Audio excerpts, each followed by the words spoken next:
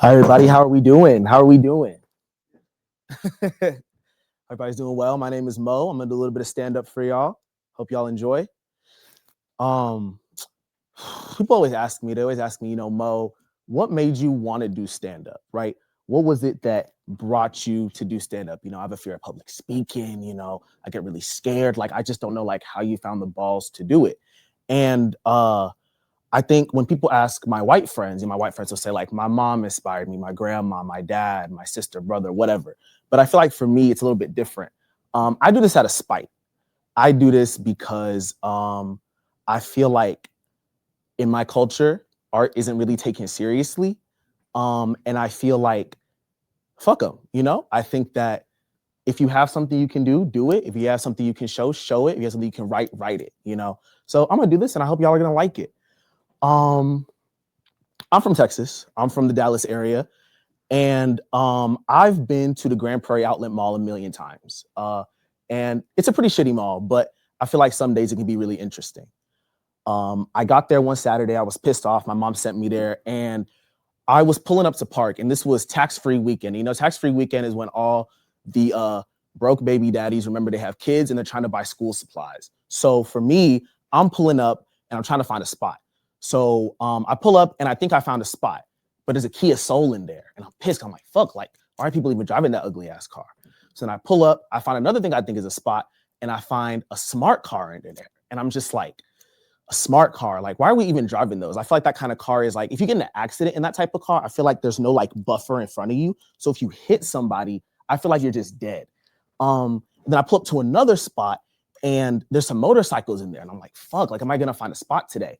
And I pull up to another spot and this spot looks empty. I pull up, there's nobody in there. There's no car in there. There's no bumper, nothing. So I pull in and I see a kid in there and he's sitting down, he's squatted down just in the spot. And like, I'm a little bit older, not too old, but like I'm a little out of touch with young niggas now. So I don't know if like maybe this was a TikTok challenge or like why bro was in the spot. So I pull into the spot and he's not budging. And like for me, growing up, black, if you see a car coming, you get out the way, because if a car hits you, one of y'all gonna end up with a headache and it won't be the car. So I'm inching forward towards this kid and the kid is just sitting there, and I'm inching forward. He's sitting there. I'm inching forward. He's still sitting there, and I'm waving at him. I'm doing all the things a good driver should do, because this is a spot for cars, not hooligans. So I'm like, bro, move. I'm waving out the way. Eventually, I'm like this close. Him and I are this close. The bumper's finna kiss his face, and he finally gets the fuck out of the way. So he moves. I pull into the spot. I move. So I get out the car, and I see this lady behind me in a busted up white Lexus. She slams on the brakes, and I'm like, what the hell is going on? She comes over, she says, young man, come over, to older black woman. She says, young man, come over here. And I'm like, okay. I'm thinking like, maybe she needs some help. Maybe she lost her dentures. I don't know. So I walk over to her and I say, yeah, what's up? And she says, oh, you tried to kill my grandson. And I was like, man, what the fuck are you talking about? Your grandson was in the spot. And she's like, you didn't see my grandson holding the spot for me? And I'm like, ma'am, you can't hold parking spots. This is America. You can't just put a child in a parking spot. That's child endangerment. Are you his guardian? Like, what are you doing? And she's like, nah, like I put my grandson there, and my grandson was there to hold a spot for me, and you told him to move, and you tried to kill him. You tried to hit him. I saw you inching forward. You wanted to kill him. And I was like, I was inching forward because I was sparing his life. I'm an educator, ma'am. I care about the future of America, and I care about our children. And she was telling me, you know what? That's cool. Move out the spot. And I'm like, no, I'm not moving out the spot. I've already had a long morning. I've had a busy day. I got to get my mom her Godiva chocolate. I'm tired. She's like, move out the spot. And I'm like, no. And she's like, you know what? My grandson, he works at this mall. He's going to get you. I'm going to tell him about you, and he's going to get you. And now I'm freaking out. I'm scared because I'm finna walk into this mall. Grand Prairie Mall is an outdoor mall. A lot of people freely walking around. Texas, an open carry state. You don't know what people have in their pockets. And now I have a mystery nigga that's supposed to get me. And I don't know who he is or what he looks like. So I'm pulling up. I'm walking past they got the food truck with the fucking corn with the red shit on it. They got the Puerto Ricans selling their tacos and shit. And I'm panicking because there's a nigga supposed to get me. And I don't know which one he is, right? So I'm walking. I see a nigga come out of Skechers. I'm panicking because I don't know if that's the nigga supposed to be my ass. And also, why the fuck are you coming out of Skechers in 2025? Like, that doesn't make any sense to me, but I digress. There's another nigga coming out of the Nike store. I panic. Again, I don't know what this nigga looks like. He could be bigger than me. He could eat me. I don't know what he's going to do. I walk past the fucking Adidas store. This nigga comes out. I panic. I jump back. I said, whoa. And he's looking at me. He's like, are you good, bro? I'm like, yeah, I'm fine. I don't know if you're here to beat my ass. And it wasn't him either. I walk past the mirror. I see my reflection and I freak out a second because I forgot I'm a black man. And I think I felt like in that instance, right, I didn't know which black man was going to beat my ass, which black man was out to get me. And I realized that for those like 35, 40 minutes I was at the mall, I was a suburban white woman, because this is what they go through every single day. They don't know which black man is coming to steal them or try and flirt with their daughter. And I think for me, growing up in suburban Texas, you really start to see just how that mindset can become really ingrained with you. But anyway, I'm gonna talk a little bit about my mom, though. I'm gonna shift gears slightly. My mom is a traditional Nigerian woman. She has very traditional views and traditional values. I don't ask her who she voted for in politics because I know it'll piss me off. I feel like there's just some combos with African parents you should avoid. And one of them that happens against my consent is marriage. It comes up a lot. My mom is a very big Lifetime fan. Lifetime is a channel. If y'all don't know what Lifetime is, think like Hallmark movies, but murderous. And she loves to watch these movies. You know, they be having crazy ass plots. And my mom watches these movies like they're documentaries. Like, she takes notes and shit. She got Cornell notes. She got her fucking intro. She got her paragraph. She got her conclusion. Like, she be having her little reading glasses on. They be looking like this. And she be taking in those things like they're sermons. So she'll watch one movie and, you know, Lifetime, you know, they gotten real diverse nowadays, you know, because it's that time, you know, DEI, all that shit. So like, they got real diverse stories coming out. Before, it was just, you know, white man, white wife, the wife kills the man for insurance money, that type of basic shit. But they've gotten creative with it. You know, they started waking up, they started figuring out that you need to do a little bit more. So what they started doing now is they have some stories now. They had one, it had to do with, I'm trying to remember. It had to do with African Americans, and they were in a sorority. They were like these knockoff AKAs, right? So, you know, they were doing a little pinky up. I'm not gonna do the ski weed thing because I don't want them niggas to snipe me, but they had the story kind of revolved around how in order to get into the sorority, right, you have to kill somebody. That's like their hazing or their pledge or whatever the fuck. So my mom watches this movie. She absorbs the movie. She soaks in the movie. And unfortunately, I made the mistake of eating downstairs. So I'm in the kitchen. I'm eating my dinner. My mom is in the room. She's watching her movie. And, you know, African parents, once they reach about 45, 50, they start losing their hearing. So the TV is on like 87, but only we notice it because our hearing is okay. So she's blasting this movie, and I know the whole plot because I can hear the movie from the kitchen.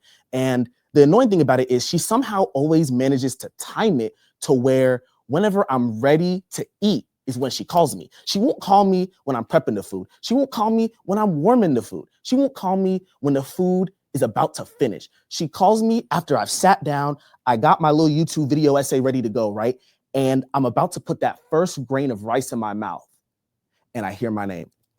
And real quick, right? So I go by Mo for short. My full name is Mofoluwatele. So Africans like to have a very long name, very long sentence. So for me, I go by Mo for short. I've noticed that it reduces white blood pressure. So I go by Mo for short, but my parents at home, they call me Foluwatele. So this is very important to the story. So I'm chilling, I'm about to eat my rice. And my mom goes, Foluwatele, oh my God, you have to come here. And I'm panicking because I'm thinking, you know, did my mom slip? Did something break? Is she choking? What the fuck is going on? So I run over to her. I'm like, Mom, what's up? What's up? What's going on? What's going on? Do I need to beat up somebody? Like, what's going on? And she's like, I just finished this movie, and these African Americans were joining this devilish cult, and the devilish cult led them to do wicked acts and kill people. You cannot marry an African American. And I'm looking at her because now she's wasting my time. My rice is getting, y'all know how fast rice gets cold. My rice is getting cold. Just to be a bigot. Like, you could have done this shit at any time of the day. Why must you choose when I'm trying to enjoy my dinner? Fine, cool, whatever. I say, yes, Mom, I won't marry any black people. And I walk away. Now, I just say this so she shuts up. I don't actually believe any of this. I love black women. Anyways, I go back. I'm eating my food. Now, let's say this is now Tuesday. This is a new day, right? Tuesday comes. And I'm chilling. This time, you know, watching a soccer game. I'm enjoying myself, having a good time. But again, I made the mistake of being downstairs. I keep doing that. I don't learn. I'm downstairs. I'm chilling again. And then the game is getting real good. It's getting real intense. You know, they finna score a goal. And I hear from my room again, Foluwatele, oh my God, come here, come here, come here. And again, I'm thinking, you know, something's on fire. Something's burning down. There's a problem. So I rush over again. I'm like, Mom, what's up? What's up? What's up? I just finished watching this movie, and these Mexicans, they're saying that their Jesus candle told them to go and kill their husband. This is why you can't marry Latinas. You have to stay away from them. They're very dangerous. They're very scary. Don't marry a Latina, please.